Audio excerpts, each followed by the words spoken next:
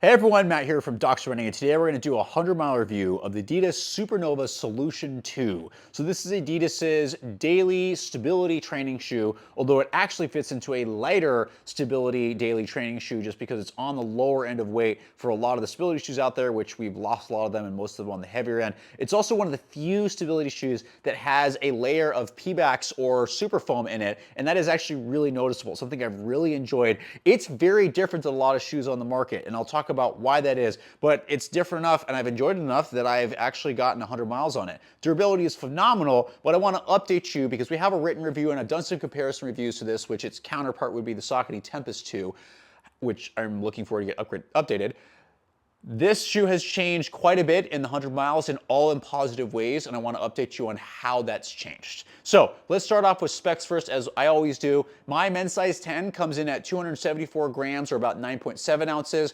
The stack height is on the lower end, which is insane that I'm saying this is relatively lower, but that's the world of shoes that we now live in, with 36 millimeters in the heel and 26 in the forefoot for a 10 millimeter drop. Although it doesn't feel like a 10 millimeter drop shoe, it feels more closer to 8 because the transition is very smooth, and this Pima-based Dream Strike Plus foam is great. It's got plenty of bounce to it. It's got the heel transition has broken in super well, where initially I kind of complained about this and the Rise 2, about how this extends, which Adidas, I still think this is unnecessary.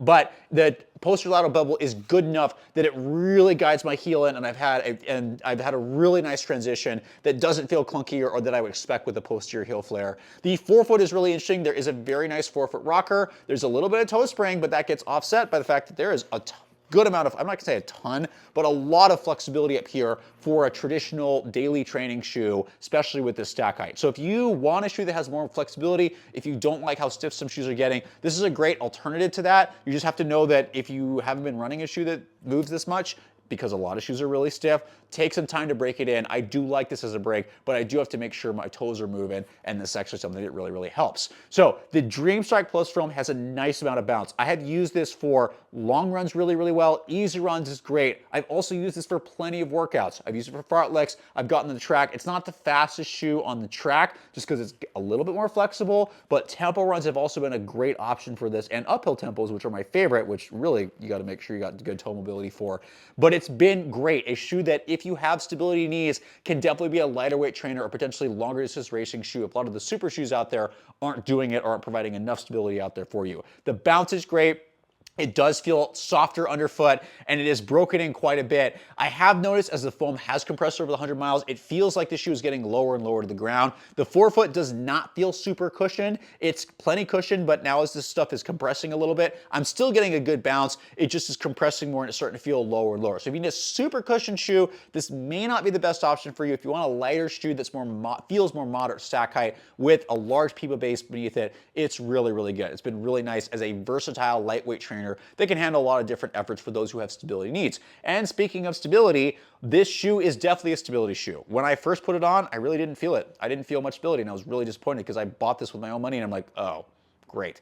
But as that has broken in, as the foam is compressed, it's very clearly a stability shoe, and it does it internally through some different geometry where honestly just feels like I would almost describe it as somewhat of a wedge, and almost a wedge and a post combined, where when you land, obviously the lateral side compresses a lot more than the medial side. That's also the lateral bevel does a good job of facilitating this, but a lot of the stability is based mostly in the heel and a little bit in the midfoot.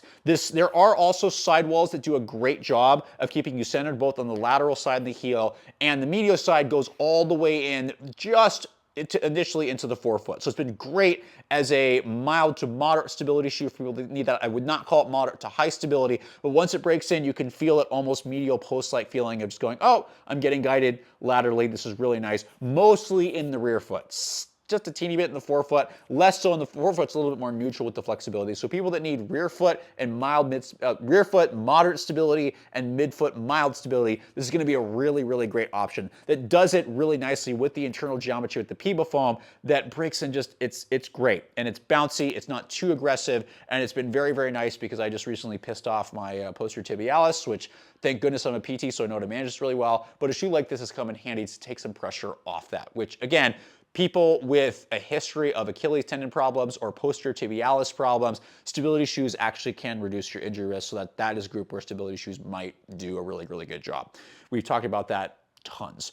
Durability wise, as I said, the foam is maintaining its balance. It's just starting to compress a little bit, so it feels a little bit lower. The outsole durability has been awesome. 100 miles, I have not worn through the outsole. This thing can take a beating, as a lot of Adidas shoes can. It's holding up super well, so I'm expecting to get tons of miles out of this. So for 140 bucks, this is a really good deal. It's a really great option with a lot of good versatility and can handle a variety of paces, can even be a longer distance race shoe for those that want it.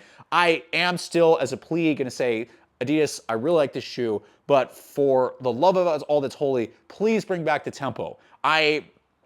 And people have mentioned how much they like hearing me rant on our podcast, but it would be nice to actually have a super stability racing shoe, or at least a light stability shoe that is actually meant for racing. The Tempo was a great series back in the day. I really liked it. The last version sucked, but some of the earlier ones were much better. And if you could just make that true, like that 8-ounce super foam, maybe even just not even a carbon plate, doesn't have to be, but like even the same material plate that you've used in like the Evo SL, that would be awesome, because those stability needs are searching for that. We don't have many super shoe options. So this is my rant going, Adidas, please be those people that do that, because I know you can do it. So with that beeping going on in the background, I'm going to say, let's end this now and say, hey, let me know in the comments below, do you agree or disagree? And as always, hope this stuff really helps you keep you healthy.